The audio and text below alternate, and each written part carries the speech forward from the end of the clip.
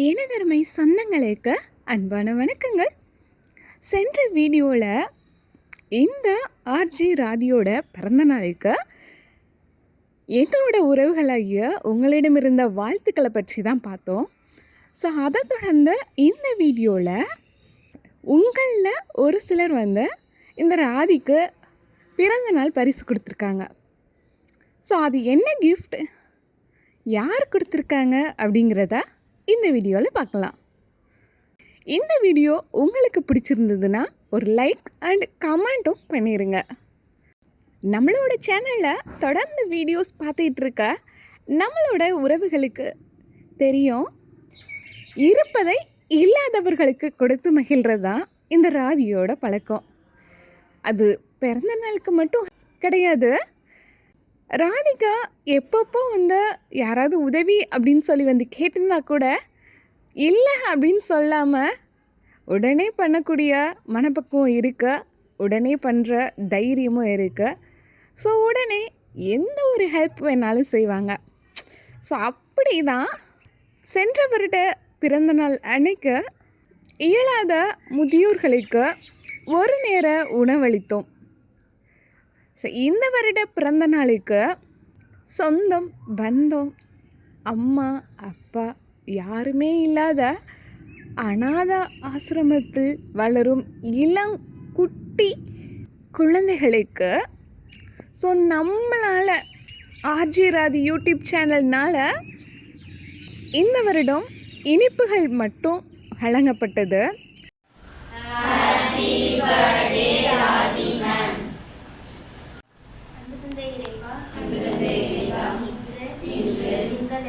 எங்களுக்கு இனிப்புகள் வழங்கும் நல்ல உள்ளங்களை நிறைவு ஆசிரியை தரலும். மேலும் இன்று பிறந்த நாளை கொண்டாடும் ராதி அவர்களை முன்கரம் அர்ப்பணிக்கிறோம். அனைத்து வரங்களையும் பெற்று உன்னுடைய வாழ்வு வளம் பெறவும் இவர்களின் குடும்பங்களில் மகிழ்வான தருணங்கள் இனிமையாக மலர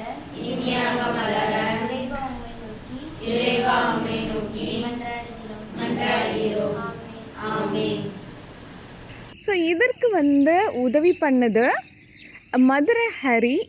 ஸோ அவருக்கு உண்மையிலே ஒரு பெரிய பெரிய பெரிய பெரிய நன்றி சொல்லணும். ஏன்னா அவர் தான் ஹெல்ப் அப்படின்னு சொல்லி கேட்டிருந்தாரு. ஸோ அந்த ஒரு ஹெல்ப்புக்காக தான் நம்ம இதை பண்ணணும். அவர் அந்த ஹெல்ப் அப்படின்னு சொல்லி கேட்கலைன்னா நமக்கு அங்கே அந்த மாதிரி ஒரு இல்லம் இருக்கிறதே தெரியாது. ஸோ இவ்வளோ குழந்தைகள் இருக்கிறதும் நமக்கு தெரியாது. ஸோ அவருக்கு தான் நம்ம நன்றி சொல்லணும். ஸோ இதுதான் நான் என்னோடய பிறந்த நாளுக்கு நான் பண்ண மிகப்பெரிய ஒரு விஷயமே அப்படின்னு தான் நான் சொல்லுவேன். நான் ரொம்ப சந்தோஷப்பட்டதும் இந்த ஒரு விஷயத்தில் தான்.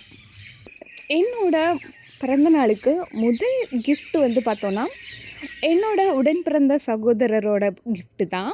ஸோ அது என்ன அப்படின்னு சொல்லி பார்த்தோன்னா, நான் வியர் பண்ணியிருக்க இந்த சாரீ என்னையவே ஷாப்புக்கு கூட்டிகிட்டு போயிட்டு எனக்கே தெரியாமல் அந்த சாரீ எடுத்து கொடுத்தாரு.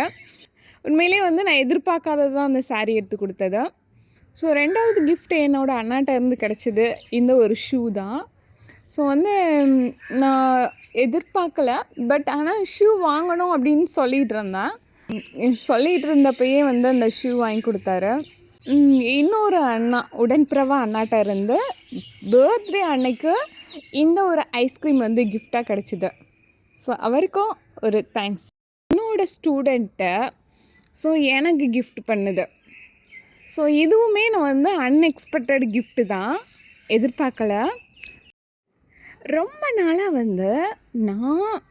நான் ஷாப்பிங் பண்ணுற ஒரு ஆன்லைன் ஆப்பில் நான் லைக் பண்ணி இந்த பொருள் வாங்கியே ஆகணும் அப்படின்னு சொல்லி கார்டில் ரொம்ப நாளாக போட்டு வச்சுருந்தேன். ஸோ ஒரு சில மந்த்து கூட சொல்லலாம். ஏன்னா நமக்கு அது இம்பார்ட்டண்ட்டான ஒரு பொருள் தான். பட் இருந்தாலும் இப்போதைக்கு வாங்குவோமா இல்லை இன்னும் கொஞ்சம் ப்ரைஸ் கம்மியானதுக்கப்புறம் வாங்கலாமா அப்படிங்கிற ஒரு யோசனையிலேயே அது கார்ட்லேயே போட்டு வச்சுருந்தேன். ஸோ நான் பார்த்தேன்னா ஒர்க் விஷயமா வந்து வெளியில் போயிட்டேன் பர்த்டே அன்னைக்கு. ஸோ பர்த்டே அன்னைக்கு வெளியில் போன அந்த சமயத்தில் தான் என்னோடய சிஸ்டர் வந்து வீட்டுக்கு வந்திருக்காங்க. அந்த கிஃப்ட் கொடுக்கறதுக்காகவே வந்திருக்காங்க. பட் அவங்க வந்த நேரம் பார்த்து நான் இல்லை. ஸோ அவங்க வீட்டில் வந்து கொடுத்துட்டு போயிட்டாங்க. ஸோ நானும் ஒர்க் முடிச்சுட்டு வீட்டுக்கு வந்தோடனே இந்த மாதிரி வந்தாங்கப்பா, கிஃப்ட்டு கொடுத்தாங்கன்னு வீட்டில் இருந்து சொல்லிட்டாங்க. ஸோ ஆனால் அந்த கிஃப்ட்டு வந்து யார் கொடுத்தாங்கிறது வந்து எங்கள் வீட்டில் இருக்கிறவங்களுக்கும் தெரியல, எனக்கும் தெரியலை. எனக்கும் வந்து ஒரு சஸ்பென்ஸாகவே இருந்தது, யாராக இருக்கும் அப்படின்னு சொல்லிட்டு. அதுக்கப்புறம் வந்து எனக்கு ரொம்ப க்ளோஸாக இருக்கிறவங்க அந்த சிஸ்டர் தான். ஸோ அந்த சிஸ்டர் தான் வந்து கண்டிப்பாக வந்திருக்கணும். ஆனால் அவங்களே வந்திருந்தாலும் நமக்கு கால் பண்ணியிருப்பாங்க, இல்லை வாட்ஸ்அப்பில் ஒரு டெக்ஸ்டாவது பண்ணியிருப்பாங்க. 2மே பண்ணலை.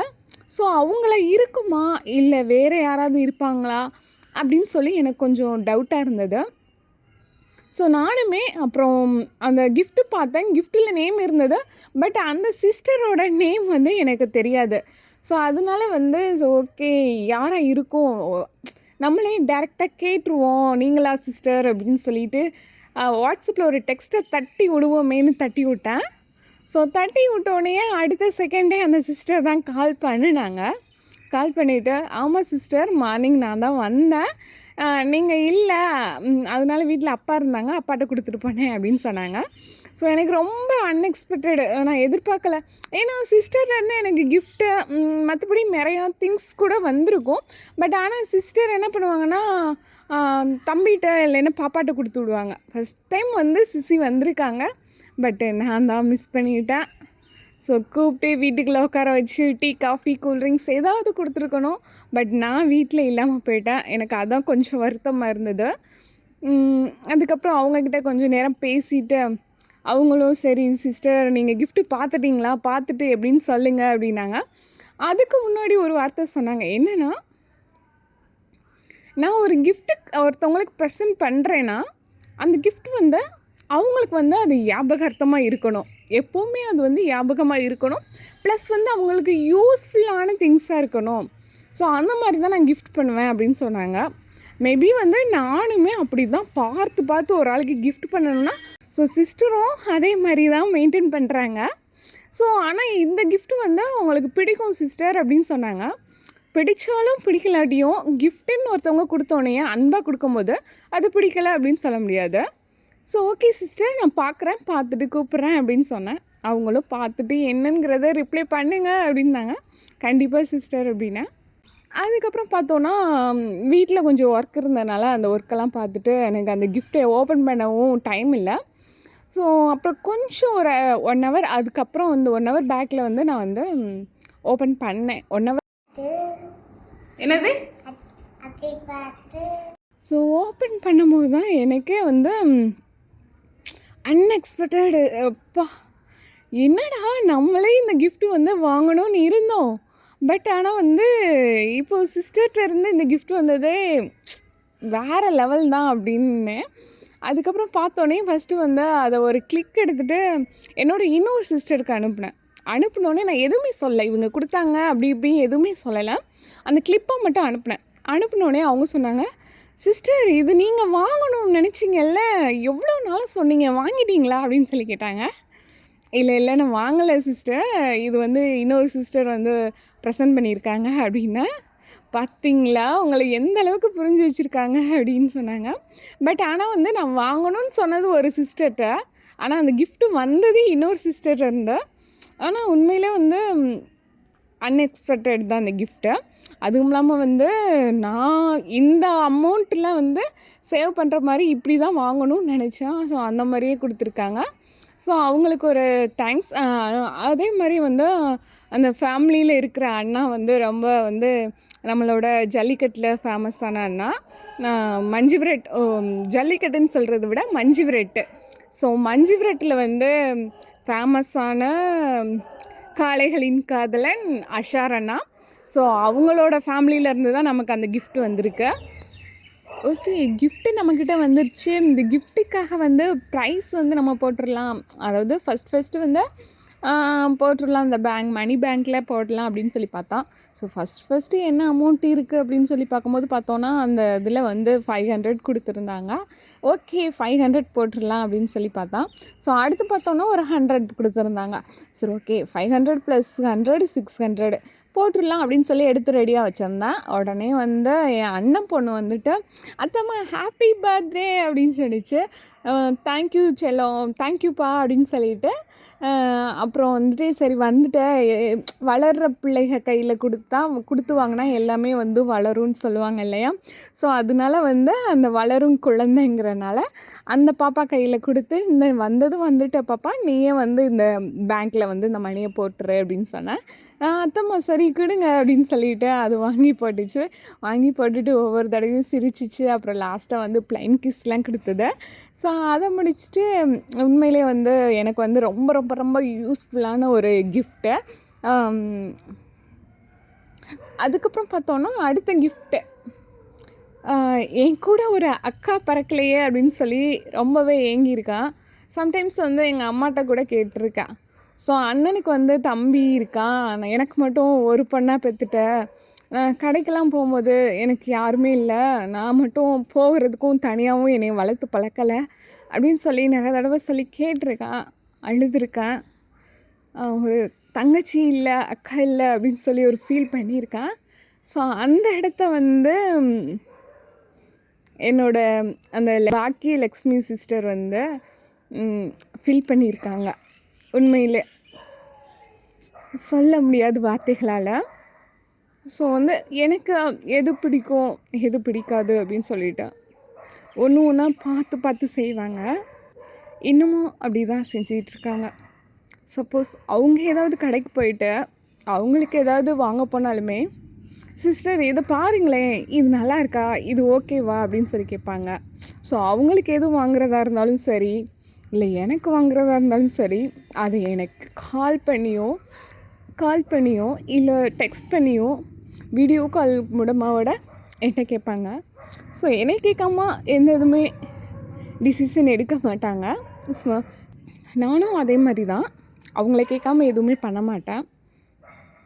அவங்க ஓகே இது வாங்குங்க அப்படின்னு சொன்னால் தான் அதை வாங்குவேன், இதை பண்ணுங்க அப்படின்னு சொன்னால் தான் பண்ணுவேன். ஸோ அந்த அளவுக்கு வந்து ரொம்பவே வந்து எனக்கு ஒரு அக்கா ஸ்தானத்தில் இருந்து பண்ணிக்கிட்டு இருக்காங்க. ஸோ என்னோடய பர்த்டேக்கு 1 மந்த்துக்கு முன்னாடி இருந்த ப்ரீ பிளானில் இருக்காங்க. இந்த மாதிரி பண்ணணும், அந்த மாதிரி பண்ணணும் அப்படின்னு சொல்லிக்கிட்டே இருந்தாங்க. ஸோ அவங்க சஸ்பென்ஸாக பண்ணுறதா இருந்தாலுமே அந்த சஸ்பென்ஸை என்கிட்ட சொல்லிடுவாங்க. ஸோ சொல்லிட்டு தான் இருந்தாங்க. நானும் ஒவ்வொரு டைமே வந்து சிஸ்டர் வேண்டாம் இந்த தடவை வந்து எனக்கு பர்த்டேயில் இன்ட்ரெஸ்ட் இல்லை சிஸ்டர், நீங்கள் வந்து எதுவும் ஸ்டேட்டஸ்லாம் போட்டு யாருக்கும் காமிச்சு கொடுக்க வேணாம், ஸோ நார்மல் டேஸ் மாதிரியே போகட்டும் சிஸ்டர், நம்ம இப்படியே மெயின்டைன் பண்ணுவோம் அப்படின்னு சொல்லிகிட்டு இருந்தேன். ஸோ அவங்கள எவ்வளவோ நான் சொல்லி அவங்களும் இக்கட்டான முடியாத சூழ்நிலையில் தான் கொஞ்சமாவது சரி சொல்லிட்டீங்க அப்படிங்கிற மாதிரி ஆஃப் ஆகியிருந்தாங்க. பட் அவங்க ஆஃப் ஆகியிருந்தாலும் இன்னொரு சைடு இருப்பாங்கல்ல என்னோடய ஃப்ரெண்ட்ஸு, ஸோ அவங்க வந்து போட்டு கொடுத்துட்டாங்க எல்லாத்துக்குமே இன்றைக்கி பர்த்டே ராதிக்கு அப்படின்னு சொல்லிட்டு. ஸோ இருந்தாலும் எவ்வளோ தான் வந்து உண்மைகளை மூடி வச்சாலும் அந்த உண்மைகள் வெளியில் வரத்தானே செய்யும். அந்த மாதிரி தான் பர்த்டே அன்னைக்கு இன்றைக்கி பர்த்டே அப்படின்னு சொல்லி எல்லாருக்கும் தெரிஞ்சிருச்சு. நான் யாருக்கும் தெரியக்கூடாதுன்னு நினச்சேன், பட் தெரிஞ்சிருச்சு. இந்த ஹாலிடேஸை வந்து என்ஜாய் பண்ணுறதுக்காக ஊருக்கு போயிருந்தாங்க. பட் ஊருக்கு போனப்போ வந்து என்கிட்ட ஒரு சில விஷயங்கள் மாற்றணும்னு நினைப்பாங்க இல்லையா. ஸோ அவங்க வந்து ஒன்று ஒன்றா சொல்லுவாங்க, சிஸ்டர் நீங்கள் இதை மாற்றுங்க இப்படி மாற்றினா இப்படி இருப்பீங்க அப்படின்லாம் சொல்லுவாங்க. ஸோ அவங்க சொல்ல நான் வந்து சேஞ்ச் பண்ணிட்டு தான் இருக்கேன். ஸோ அப்படி வந்து சொல்லி சேஞ்ச் பண்ணதுலுமே இன்னும் மேபி வந்து அவங்களுக்கு இன்னும் நிறைய எதிர்பார்த்துக்கிட்டு இருக்காங்க என்கிட்ட இருந்த.